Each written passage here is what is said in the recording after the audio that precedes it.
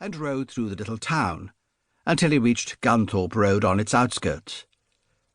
He passed the public gardens and museum on his right, and a single small detached house on his left.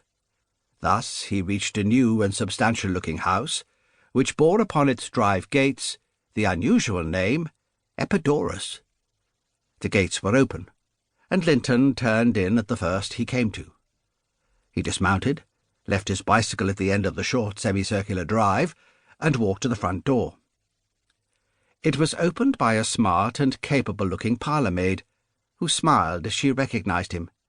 "Good morning, Mr. Linton," she said primly. "Good morning, miss," Linton replied, with official gravity. "I was wondering if I could speak to the doctor for a moment." "He's not back from his rounds yet, though he's sure to be in before long. Mrs. Thornborough's in, if you'd like to see her." "I'd rather wait and see the doctor, if there's no objection." The parlour-maid stood aside to let him enter, and as she did so, a young and remarkably pretty woman appeared in the hall. "Hello, Linton," she exclaimed. "What's your business? Anything I can do for you?" "Thank you, ma'am," Linton replied, "but I've got a message from the sergeant for the doctor." "Then you'd better wait for him in the consulting room. Take Linton in there, will you, Lisa? And see that he has a glass of beer while he's waiting."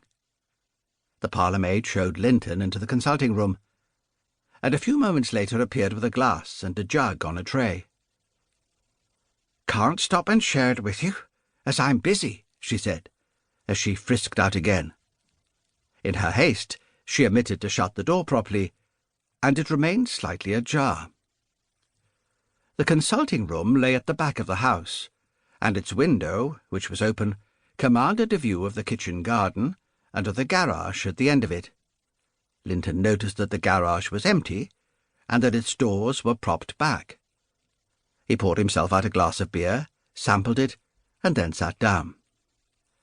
The door being ajar, he could hear sounds of activity within the house. From the dining-room came a subdued clatter of plates and cutlery. Lucy was obviously laying the table for lunch. The kitchen premises were divided from the best of the house by a baize door, impervious to sound or smell. The notes of a piano, strummed softly, but ably, reached Linton from the drawing-room. And then, as he took a second draught of beer, the soft purr of an approaching car reached his ears. That must be the doctor, of course. The car entered the drive and stopped outside the front door.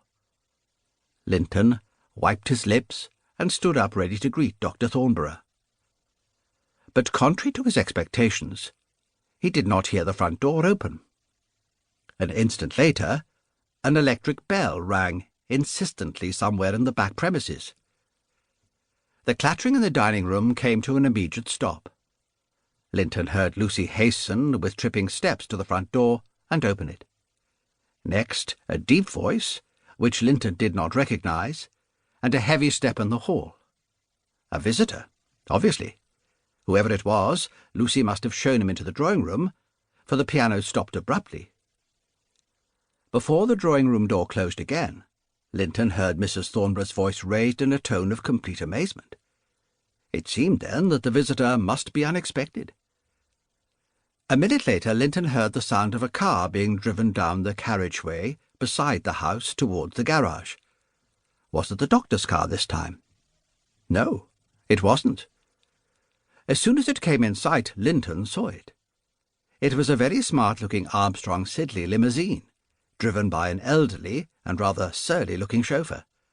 It came to rest inside the garage. The chauffeur dismounted and walked slowly round it. Then he produced a packet of cigarettes from an inside pocket, chose one, and lighted it. Having thrown away the match, he propped himself negligently against the garage doorpost. The drawing-room door opened again, and a heavy footstep crossed the hall. Linton heard the sound of another door being opened.